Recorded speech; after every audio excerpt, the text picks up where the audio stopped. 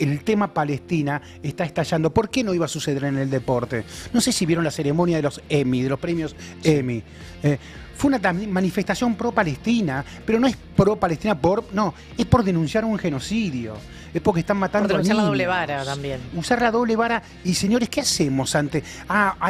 Sos cómplice de Hamás. Pero ser cómplice de Hamás implica que tengo que aceptar que asesinen a niños.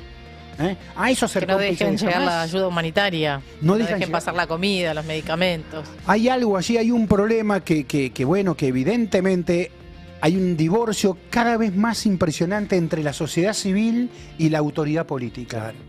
Y en ese divorcio de la autoridad política que no expresa el repudio, que no cesa, porque, dentro de un mes, dentro de 2 meses, dentro de 3 meses voy a reconocer el Estado palestino. ¿Sabés que cuando reconozcas el Estado palestino no van a quedar ciudadanos palestinos? Claro. ¿De qué sirve el pronunciamiento de que no voy a si siguen matando ciudadanos todos los días por decenas? Entonces, eso fue lo que pasó ahora con el deporte. En contraposición a esa política tan fría, tan alejada, bueno, ¿por qué suceden las manifestaciones en el deporte? Porque en el deporte la gente está muy cerca de esa situación. En el ciclismo especialmente. En el ciclismo, de hecho, sobre todo en el Tour de France, hay spots directamente dedicados a pedirle a la gente que no se acerque a los ciclistas para evitar accidentes. Claro. ¿No? Están al lado, muy pegados. Es un fanatismo en Europa bastante fuerte, bastante pasional. Y obviamente, si vos tenés esa cercanía con algo, ¿cómo no te vas a expresar? Esa por un lado. Después, por otro lado, para mí el ciclismo, lo que siempre me conmovió del ciclismo, es esa... pocas veces ves al deportista metiéndole el cuerpo. Está bien, tenés el boxeo, obviamente, y todos los deportes de combate. Y el rugby es un deporte de colisión también, y todo. Pero en el ciclismo, los ves que los tipos cambian de escenario en una misma competencia. Pasan del frío al calor, de la lluvia. De la montaña, a la lluvia, de la montaña al llano, a la bajada. Casi se suicidan tirándose en esas bajadas a 80 kilómetros por hora, llegan a ir en esas bajadas. Es impresionante. Y de repente se te puede cruzar alguien porque te quiere alentar. Una bandera, como pasó durante las manifestaciones. Aquí porque hubo manifestaciones, pero la cercanía del hincha con su ídolo era obviamente para darle fuerzas. Obvio, claro. Vamos. Porque ese ciclista está extenuadísimo. Sí, son 21 días de competencia. 21 días de 200 kilómetros. 200 kilómetros por día. Exacto. No en el llano, ¿no? A veces con montaña de una pendiente increíble. Por eso han sido cobayos estos tipos. A los ciclistas les han metido drogas hasta por las pestañas.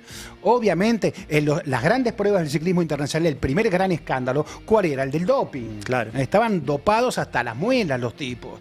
¿Qué te crees? ¿Que voy a subir hasta los Pirineos con agua mineral? No subían con agua mineral. Patani, Armstrong, varios. Con todos subían ahí. Pero les recomiendo ver un documental sobre Lance Armstrong. Espectacular ese Espectacular, el documentalista que va haciendo la épica de Lance Armstrong hasta que se da cuenta que el estadounidense multicampeón del Tour de Francia había vuelto a doparse. Entonces que era un engaño ese nuevo podio de Lance Armstrong. Entonces el tipo que había hecho estaba construyendo una narrativa de la épica, tiene que pasar a la de la estafa. Y me queda una gran frase de ese documental que es Armstrong era tan competitivo que hizo hasta lo ilegal para ganar. Hasta lo ilegal para ganar, exactamente. Bueno, el ciclismo ha sido hoy la expresión más importante de este vínculo histórico entre lo que es la política y el deporte. Y antes de darle la palabra a Manu, le quiero recomendar a quienes puedan. En el diario Folha hay un periodista formidable brasileño llamado Juca Kfouri.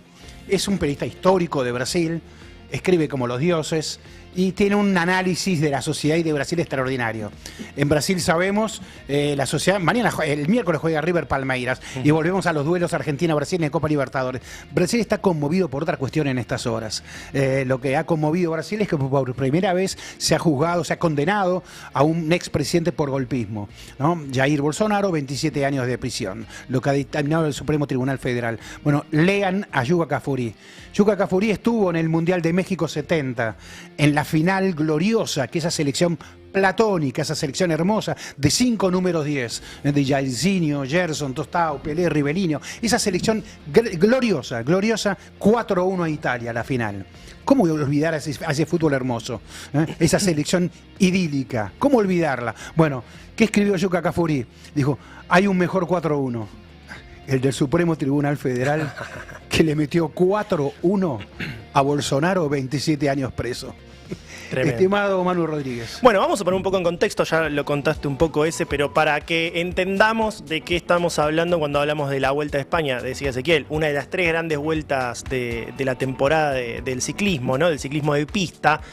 La tercera en importancia, podríamos decir también, viene después del Tour de France, ¿no? Una competencia que es impresionante, pero que tiene un peso específico, sobre todo para la región en la que se está compitiendo, que es muy grande, y sobre todo porque pasó por regiones donde, claro, justamente el regionalismo de esas culturas es tan grande que se siente muy identificado con otras culturas que son perseguidas o maltratadas. Bueno, ahí es donde empezó justamente estas protestas que se dieron en varias etapas que obligaron a reducir, por ejemplo, una contrarreloj. Para el que no sabe, la contrarreloj es quizás el momento donde 2 ciclistas que están compitiendo por la primera posición más diferencias se pueden sacar o más pueden recortar, porque compiten solos, sin la ayuda del equipo y en un tramo cortito donde tienen que dar todo. Bueno, esa parte se cortó casi a la mitad. Estamos hablando de que alteró verdaderamente la competencia de un Jonas Vingegaard que venía muy pegado. Se metieron en una definición por penales. Exactamente.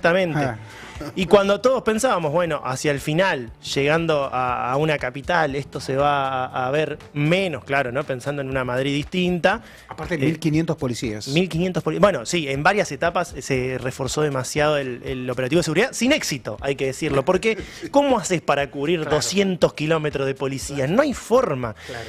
¿Qué terminó pasando? En el cierre de esta competencia, el domingo, directamente 56 kilómetros no se corrieron.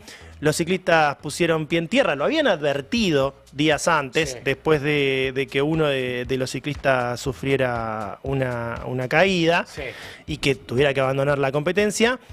Habían advertido justamente, mira, si esto sigue así, nosotros no nos vamos a exponer. Y hay imágenes, seguro las van a ir viendo en los paños, donde han ocurrido situaciones de directamente enfrentamiento entre los ciclistas y los manifestantes, porque claro, algunos ciclistas querían pasar a toda costa en esta situación, o esta imagen que estamos viendo ahora, donde la policía tenía que separar manifestantes pro-Israel de manifestantes pro-Palestina.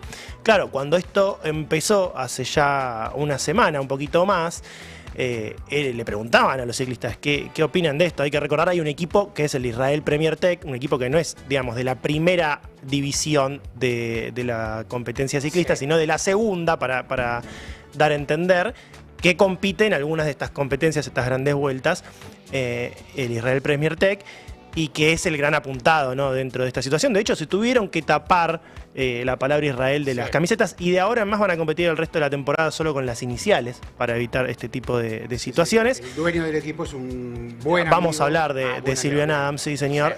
Y al primero que le fueron a preguntar fue al que iba primero en la carrera, al segundo mejor ciclista del mundo, el danés Jonas Vingegaard. Le dijeron: ¿qué pensás de esto? Esperando que quizás una respuesta más como del estilo, no, bueno, hay que cuidar el deporte, ¿no? Nosotros estamos corriendo, estamos haciendo nuestro trabajo.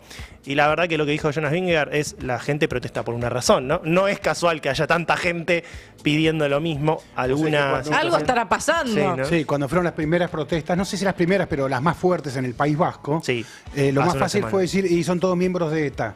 Etarras, hablaban de aquella organización vasca armada. Y claro, cuando las protestas ya no eran solo en el País Vasco, ¿qué van a decir? ¿Ahora de qué los catalogamos a los manifestantes? Tal cual. No pueden decir que son etarras. Porque además en un momento ya se volvió una competencia entre la seguridad y los manifestantes de ver quién podía más, ¿no? Desafías al manifestante, se vuelve peor. Después los ciclistas, igual la mayoría tuvieron palabras más bien de cuidemos la competencia, tratemos de no enfrentar el deporte no tiene nada que ver, todo esto que decíamos, ¿no? Y lo mismo que nos pasa acá en el fútbol vernáculo, que son pocos los deportistas que se paran a hablar. A raíz de esto, obviamente, se desarrolló la carrera en condiciones muy complicadas y le preguntaron a Borja Iglesias, futbolista español, sobre esta situación, esperando tal vez la misma respuesta, ¿no? Dijo lo siguiente y dejó a todos bastante boquiabiertos.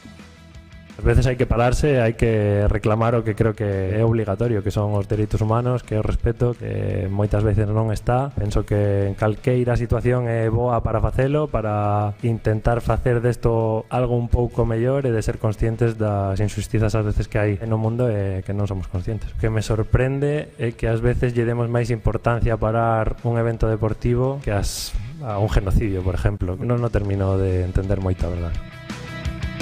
Bueno, el jugador del Celta de Vigo dando una lección casi, ¿no? Y lo que muchas veces no pasa.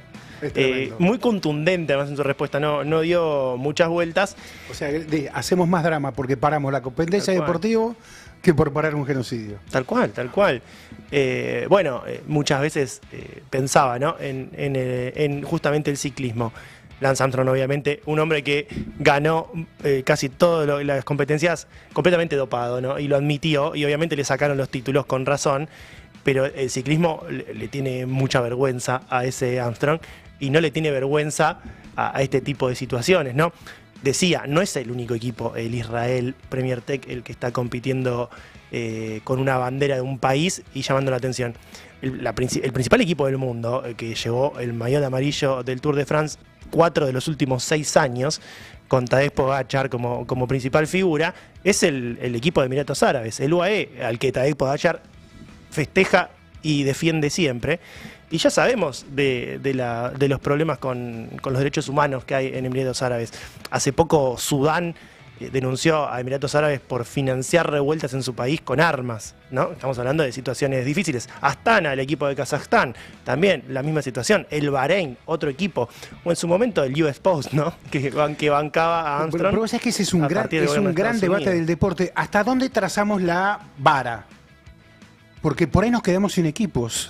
Claro, sin dinero sobre todo. Por ahí nos quedamos sin dinero. No, porque hay que seguir televisando entretenimiento. Los genocidios no se televisan, pero el deporte sí. Claro. Pero perdón, si pusiéramos esa vara así de firme, el principal país que organiza mundiales, Juegos Olímpicos, es Estados Unidos. ¿Cuál fue el país que tiene más invasiones de otros países en el mundo? Que ha promovido más guerras. Entonces, si pusiéramos realmente la vara, y si casi no habría competencia. Pues bueno, es que están yo entiendo, ahí en Venezuela ahora. Ahora están pero a ver, hay una amenaza concreta.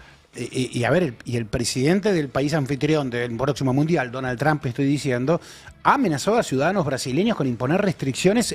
Brasil es el gran campeón de la historia del fútbol mundial, de las copas mundiales. Nadie ganó tanto como Brasil. Y ha amenazado restricciones a ciudadanos. Ya no ha impuesto solo sanciones al país y a sanciones a los miembros del Supremo Tribunal Federal que condenaron a Bolsonaro. No solo eso, sino que también ha amenazado con sanciones a ciudadanos. Es decir, hinchas de Brasil que quieran viajar al mundial, pueden ellos también. ¿Y qué ha hecho la FIFA? Absolutamente nada. Nada, de nada, Silencio. de nada. Silencio.